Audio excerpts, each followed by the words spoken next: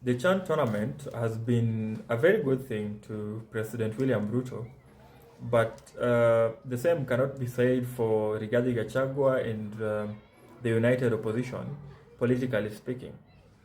So, when the Chan tournament started, we did not anticipate that so many Kenyans will be interested in these games and that the locals will be so invested in them. But weeks into these games, we see that they have taken over the public space. All people talk about is the next game or how the last game went, how the boys are going to get millions each. The chants in the stadium are about the millions that the players are supposed to be given. And so I see this as a winning point to President William Ruto because the perception right now is that he has gone back to the good books of some Kenyans, at least, and that the perception we have now is that we have a more pacified country, we have a happier country now that the Chan tournaments are going on.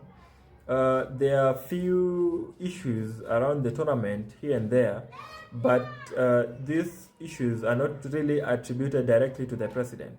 We see that the federation is taking the fall for the bad things, but President William Ruto takes the credit for all the good things. If the boys play well, if the boys win the matches, then we say that the main motivation has been the incentive that President William Ruto gave. On the other side, we have Rigathi Gachagua still doing his tours in the United States and making so many speeches about this country that I'd not comment about right now. But the publicity that Rigathi Gachagua got before the Chan Games began and the publicity that he's getting now are two worlds apart. Now it's just snippets that, Rigathi Gachagua was there, he spoke.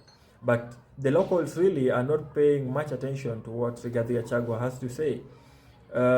People are more concerned about, the lineup, the next game, how are we going to get the tickets? And so that is a very bad thing for the opposition.